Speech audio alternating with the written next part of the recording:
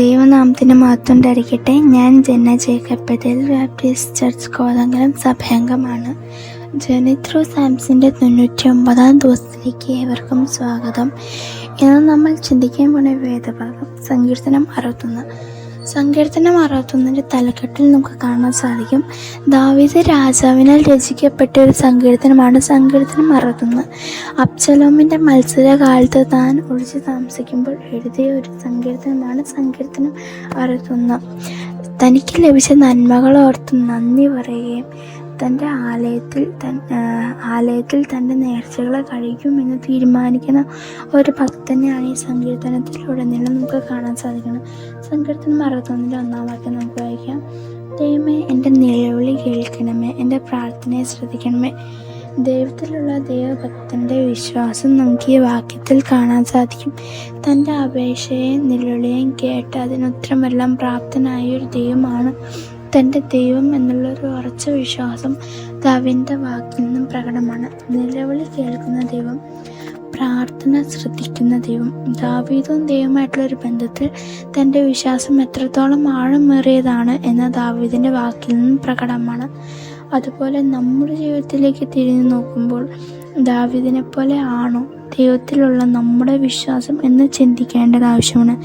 ദൈവമക്കളുടെ പ്രാർത്ഥന അപേക്ഷയെ നിരസിക്കാതെ അത് കേൾക്കുന്നവനാണ് നമ്മുടെ ദൈവം. ആവശ്യങ്ങൾ വരുമ്പോൾ മനുഷ്യരിലേക്ക് ആശ്രയിക്കാതെ താൻ നടത്തി തരാൻ പ്രാപ്തനായ ഒരു ദൈവമാണ് തൻ്റെ ദൈവം എന്നുള്ള ഉറച്ച വിശ്വാസം ദാവീദിൻ്റെ ഈ വാക്കിൽ നമുക്ക് കാണാൻ സാധിക്കും. ദാവീദ് എത്രത്തോളം ദൈവത്തെ വിശ്വസിക്കുന്നു എന്ന് നമുക്ക് ഈ വാക്യത്തിൽ നിന്നും കാണാൻ സാധിക്കും. സങ്കീർത്തനം 61ൻ്റെ 3-ാം വാക്യം വായിക്കാം. നീ എനിക്കൊരു സങ്കേതം, ശത്രുവിന് നേരെ ഉറപ്പുള്ള ഒരു ഗോപുരവുമായിരിക്കുന്നല്ലോ. നമ്മുടെ സങ്കേതമായിരിക്കുന്ന ദൈവം, നമ്മെ ശത്രുക്കളിൽ നിന്നും പരിപാലിക്കുന്ന ഒരു ദൈവം, ശത്രുക്കളിൽ നിന്നും നമ്മെ സംരക്ഷിച്ച് പരിപാലിക്കുന്ന ഒരു ദൈവം.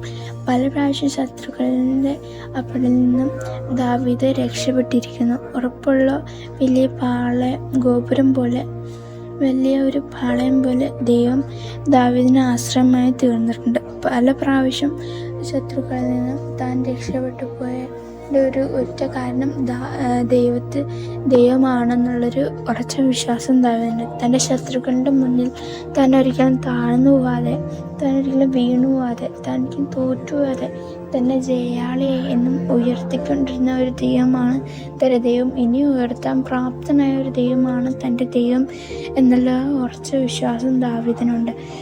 ഉറപ്പുള്ള ഒരു ഗോപുരം എന്ന് പറയുമ്പോൾ ഒരിക്കലും തകർന്നു പോകാത്തൊരു ഗോപുരമാണ്. ദൈവത്തിൻ്റെ ശക്തി അതുപോലെയാണ്, ഒരിക്കലും തകർന്നുമില്ല. ആ ശക്തിനെ മറികടക്കാൻ മറ്റൊരു ശക്തിക്കും കഴിയില്ല എന്നുള്ളത് ദാവീദിൻ്റെ വാക്കിൽ നിന്നും കാണാൻ സാധിക്കും. നമുക്ക് സങ്കീർത്തനം 61ൻ്റെ 5-ാം വാക്യം വായിക്കാം. ദൈവമേ, നീ എൻ്റെ നേർച്ചകളെ കേട്ട് നിന്റെ നാമത്തെ ഭയപ്പെടുന്നവരുടെ അവകാശം എനിക്ക് തന്നിരിക്കുന്നുവല്ലോ. ആദ്യത്തെ വാക്യത്തിൽ നമ്മൾ കണ്ടു, ദൈവം നമ്മുടെ പ്രാർത്ഥനയെ കേൾക്കുന്ന ദൈവം, നിലവിളി കേൾക്കുന്ന ദൈവം, ശ്രദ്ധിക്കുന്ന ഒരു ദൈവമാണെന്ന് കണ്ടു. രണ്ടാമത്തെ വാക്യത്തിൽ നമ്മൾ കണ്ടു, ദൈവം നമ്മുടെ ശത്രുക്കളിൽ നിന്ന് നമ്മെ പരിപാലിക്കുന്ന ഒരു ദൈവം, നമ്മെ സുരക്ഷിതമായി കാത്ത് പരിപാലിച്ച് നമ്മളെ എന്നേക്കും സംരക്ഷിക്കുന്ന ഒരു ദൈവമാണ് നമ്മുടെ ദൈവം എന്ന് നമ്മൾ കണ്ടു. ഈ വാക്യത്തിൽ നമുക്ക് കാണാൻ സാധിക്കും, നമ്മുടെ നേർച്ചകളെ കേട്ട് നമുക്ക് അവകാശം തന്നിരിക്കുന്ന ദൈവമാണ്. നാം ദൈവത്തിൻ്റെ അവകാശികളും ക്രിസ്തുവിനോട് കൂട്ടവകാശികളുമായിരുന്നു. അവൻ തൻ്റെ പുത്രൻ നമുക്ക് നൽകി നിത്യജീവൻ എന്ന അവകാശം നമുക്ക് നൽകിയിരിക്കുന്നുവല്ലോ. നമ്മുടെ പാപങ്ങൾക്ക് വേണ്ടി യേശുക്രിസ്തു ക്രൂശിൽ മരിച്ചു 3-ാം നാൾ ഉയർത്തിയിട്ട് നമ്മുടെ പാപങ്ങൾക്കായി ബലിയായി തീർന്ന് നമ്മുടെ പാപങ്ങളെ മോചിപ്പിച്ച് നമ്മുടെ പാപങ്ങളെല്ലാം ഏറ്റെടുത്ത് ക്രൂശിൽ മരിച്ച് നമുക്ക് നിത്യജീവൻ എന്ന അവകാശം നമുക്ക് നൽകുന്നു. അങ്ങനെ അവൻ്റെ രാജ്യത്തിൽ വസിക്കാൻ നമുക്ക് അവകാശം തന്നിരിക്കുന്നു. അവന് ഭയപ്പെട്ട് ജീവിക്കുന്നവർക്ക് തൻ്റെ അവകാശം കൊടുത്തിരിക്കുന്നു. ക്രിസ്തു കാൽവരിയിൽ ചെയ്ത വലിയ കൃപയോ ഒന്നു മാത്രമാണ് ദൈവമക്കളാകാൻ നമുക്ക് അവകാശം നൽകിയത്. നമ്മുടെ നിത്യജീവന് കാരണം ദൈവത്തിൻ്റെ വലിയ കൃപ മാത്രമാണ്. നമ്മുടെ ജീവിതത്തിൽ ആര് നമ്മളെ സംരക്ഷിച്ചില്ലെങ്കിലും നമ്മുടെ ഏറ്റവും അടുത്ത എല്ലാവരും നമ്മെ വിട്ടുപോയാലും നമ്മുടെ ദൈവം നമ്മളെ ഒരിക്കലും വിട്ടു മാറുകയില്ല. നമ്മുടെ നിലവിളി കേൾക്കുന്നൊരു ദൈവം, പ്രാർത്ഥന ശ്രദ്ധിക്കുന്നൊരു ദൈവം, നമ്മെ നമ്മുടെ ശത്രുക്കളിൽ നിന്നും പരിപാലിച്ച് നമുക്കൊരു സങ്കേതമായി, നമുക്കൊരു ആശ്രയമായി നിൽക്കുന്ന ദൈവം, നമ്മുടെ നേർച്ചകളെ കേട്ട് നമ്മളെ ആവശ്യങ്ങളെ അറിഞ്ഞ് നമുക്ക് അവകാശങ്ങൾ തന്നിരിക്കുന്നൊരു ദൈവം. ആ ദൈവത്തെ നാം സ്തുതിക്കണം. ആ ദൈവത്തിലുള്ള നമ്മുടെ വിശ്വാസം എത്രത്തോളം ആഴമേറിയതാവണമെന്ന് ദാവീദിൻ്റെ ജീവിതത്തിൽ നിന്നും കാണാൻ സാധിക്കും.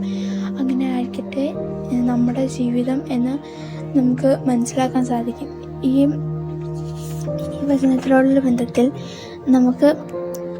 നമുക്ക് കാണാൻ സാധിക്കുന്നത് ദൈവത്തിനോടുള്ള ദാവീദിൻ്റെ ഒരു ബന്ധം, ദാവീദിൻ്റെ ഒരു വിശ്വാസം, അതെത്രത്തോളം ആയിരുന്നു. അത് കാരണം തൻ്റെ ജീവിതത്തിൽ ഒരു അപകടം ഉണ്ടായില്ല. തൻ്റെ വിശ്വാസം കാരണം ദൈവം ഇപ്പോഴും തന്നെ സംരക്ഷിച്ചു. ഇങ്ങനെ നമ്മുടെ ജീവിതത്തിൽ നടക്കട്ടെ.